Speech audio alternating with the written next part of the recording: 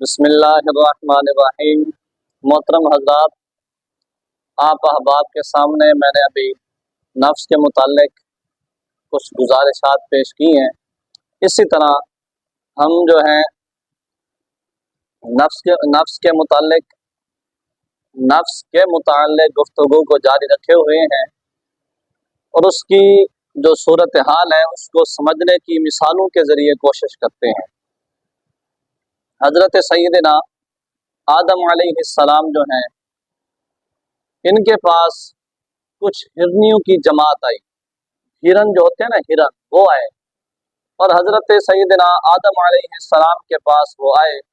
آپ نے ان کے لیے دعا بھی کی اور ان کی پشت پر ہاتھ مبارک کو پھیرا۔ جب ہاتھ پھیرا تو ان کے جسم سے، یعنی کہ ہرنی کے جسم سے خوشبو بھی آنے لگی، اور ان کی جو ناف ہے اس سے کستوری کی خوشبو بن گئی۔ جو لوگ ہمارے ہاں عام طور پر کستوری کی خوشبو استعمال کرتے ہیں تو یہ ہرنی کی ناف سے بنتا ہے۔ جو اس کے پورے جسم سے پسینہ نکلتا ہے تو وہ پسینہ جو ہے وہ ناف کے اندر جاتا ہے ہرن کے، وہاں جا کر یہ خوشبو میسر ہوتی ہے جسے کستوری کہتے ہیں۔ یہ حضرت سیدنا آدم علیہ السلام کی برکت سے اللہ رب العزت نے ہرن کو یہ تحفہ عطا کیا۔ بہرحال ہرن جو ہے وہ آدم علیہ السلام کے پاس آئے، آپ نے ان کے لیے دعا بھی کی، ان کی پشت پر ہاتھ پھیرا۔ ہاتھ پھیرنے کے بعد جب وہ واپس لوٹے جنگل کی طرف تو جو باقی ہرن تھے انہوں نے وجہ پوچھی کہ تمہارے جسم سے خوشبو آتی ہے، تو انہوں نے ارشاد فرمایا، ہم حضرت سیدنا آدم علیہ السلام کے پاس گئے تھے، آپ کی زیارت بھی کی، آپ نے ہمیں دعاؤں سے بھی نوازا، ہماری پشت پر ہاتھ بھی پھیرا، تو وہ بھاگے۔ انہوں نے کہا بھائی ٹھیک ہے، ہم بھی جاتے ہیں۔ جب حضرت سیدنا آدم علیہ السلام کے پاس پہنچتے ہیں وہ لوگ، وہ کون؟ وہ ہرن۔ جب پہنچے تو آپ نے ان کے لیے دعا بھی کی اور آپ نے ان پر ہاتھ بھی پھیرا۔ واپس لوٹتے ہیں تو ان کے جسم سے خوشبو بھی نہیں آ رہی اور کستوری بھی نہیں بن رہی۔ تو وجہ پوچھی، جو پہلے والے ہرن تھے، جو ان کے ہرن بھائی تھے، ان سے پوچھا کہ یہ کیا ماجرا ہے۔ انہوں نے کہا کہ تمہارے دل کے اندر وہ اخلاص نہیں ہے، وہ مخلصانہ ذوق نہیں ہے، ذوق و شوق نہیں ہے، وہ مخلصانہ محبت نہیں ہے۔ تم گئے تھے فقط اس لیے کہ تم حضرت سیدنا آدم علیہ السلام سے ہاتھ پھراؤ گے تو ہاتھ کی برکت سے تمہارے جسم سے خوشبو بھی آئے گی اور کستوری کی خوشبو بھی بنے گی۔ تم فقط یہ چیز لے کے گئے تھے اور ہم گئے تھے ان کی اللہ کی رضا کے لیے، زیارت کرنے کے لیے، اور زیارت کے بدلے میں ہمیں کیا کچھ ملا؟ اللہ رب العزت نے ہمیں بہت کچھ عطا کیا۔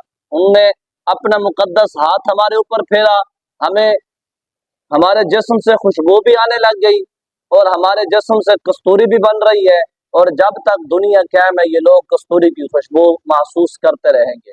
اسی طرح ایک عابد کے بارے میں واقعہ موجود ہے۔ وہ عابد جو ہے اپنے گھر سے نکلتا ہے آری لے کر، کہتا ہے کہ فلاں علاقے کے اندر یا فلاں بستی کے اندر ایک درخت ہے، لوگ اس کی پوجا کرتے ہیں۔ راستے میں جا رہا ہوتا ہے آری لے کے، وہاں کیا دیکھتا ہے؟ اس کے درمیان میں یا اس کے سامنے شیطان آ جاتا ہے۔ شیطان کہتا ہے کہ تو کہاں جا رہا ہے؟ وہ کہتا ہے کہ میں فلاں علاقے کے اندر یا فلاں بستی کے اندر ایک درخت ہے، لوگ اس کی خواہ مخواہ پوجا کر رہے ہیں، اللہ کو چھوڑ کر اس کی پوجا کرتے ہیں۔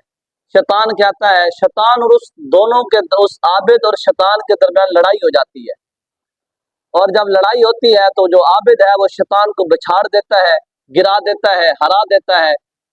جب وہ ہر جاتا ہے شیطان، تو وہ شیطان کھڑا ہوتا ہے مخلصانہ اس عابد کو ایک مشورہ دیتا ہے، کہتا ہے کہ بات یہ ہے کہ تو فضول کاموں میں کیوں پڑ رہا ہے؟ یہ کام کر رہے ہیں لوگ، کرنے دے، ایک درخت کاٹے گا لوگ کسی اور درخت کی طرف چلے جائیں گے۔ تو وہ جو عابد تھا اس کے دماغ میں بات نے تھوڑا اثر کیا، اس نے کہا بھائی ٹھیک ہے۔ پھر شیطان نے اور دوسری بات کی۔ شیطان کہتا ہے بات یہ ہے کہ میں آپ کو ہر روز 2 روپے دے دیا کروں گا، تم وہ جو 2 روپے ہیں اپنے کام لگا لیا کرو اور رہنے دو اس درخت کو، جیسے بھی ہے، جس حالت میں ہے، جس حال میں ہے، درخت کو چھوڑ دو۔ اب ہوتا کیا ہے؟ ہوتا یہ ہے کہ وہ جو عابد ہے وہ درخت کو چھوڑ دیتا ہے، لوگ اسی طرح اس درخت کی پوجا کرتے رہتے ہیں۔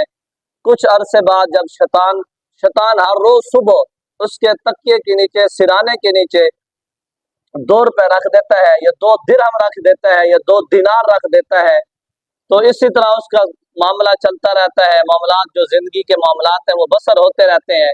बहरहाल उसके बाद एक दिन शैतान ने 2-3 दिन शैतान पैसे रखने ना आया, दिरहम और दिनार रखने ना आया। तो वो आबिद को फिर गुस्सा आया, वो उठा, उसने आरी उठाई, अब वो दरख्त को काटने जा रहा है। दरमियान में फिर इसी तरह शैतान से मुकालमा हुआ, बातचीत हुई। तो अब जब लड़ाई हुई है तो शैतान जो है उस आबिद को बिछाड़ के रख देता है। वो आबिद नीचे होता है, शैतान ऊपर होता है, वो हार जाता है आबिद। तो शैतान कहता है कि अब बता, तूने उस दिन मुझे गिराया था, आज मैंने तुझे गिराया है। वो आबिद पूछता है इसकी वजह क्या है, तेरे पास इतनी ताकत कैसे आई? तो वो शैतान कहता है मेरे पास ताकत वही है, बात ये है उस दिन जब तू पहली दफा आया था ना दरख्त को काटने के लिए, तेरे अंदर इखलास था, मोहब्बत थी, मुखलिसाना तौर पर तू आया था, और ये तेरे अंदर एक जज्बा था कि इसको खत्म करूं, लोग इसकी गलत पूजा कर रहे हैं, इसके बजाय वो अल्लाह की पूजा करें, अल्लाह की इबादत करें, अल्लाह की इबादत को बजा लाए, तो ये गलत कर रहे हैं। तो इसलिए तू काटने आया था, इखलास था, तो तूने मुझे बिछाड़ के रख दिया, मैं हार गया, तू जीत गया। आज तू हार गया, मैं जीत गया, वजह ये है तेरे अंदर वो इखलास नहीं रहा, वो मोहब्बत, वो ज़ौक़, वो शौक नहीं रहा। तो जिसकी वजह से आज तू नीचे है, मैं ऊपर हूँ, मैंने तुझे हरा दिया और तू जो है हार गया, मैं जीत गया। तो शैतान उस आबिद को कहता है आज तेरे अंदर वो इखलास नहीं है, आज तेरे अंदर वो मुखलिसाना मोहब्बत नहीं है जो तुझे अल्लाह की रिजा के लिए लेके आई हो। आज तू अपने चंद दिरहम और दिनार के लिए लड़ने के लिए आया है, आज तू अल्लाह की रिजा के लिए लड़ने नहीं आया। तो ग्रामीय कदर हज़रात, ये जो नफ्स है इंसान को बड़ा खराब करता है। कोशिश करें, मैं भी दुआ गो हूँ, अल्लाह ताला मुझे भी और हम सब को नफ्स से अम्मारा से और इसकी जो गलत किस्म की या फजूल किस्म की ख्वाहिशात हैं, अल्लाह रब्बुल इज़्ज़त हम सब को बचने की तौफीक अता फरमाए। मैं इसी अशार पर इख्तिताम करना चाहता हूँ। इकबाल ने कहा था, इकबाल तेरी कौम का इकबाल खो गया, माजी तो सुहाना रहा, हाल खो गया। वमा अलैया इल्लल बलाग।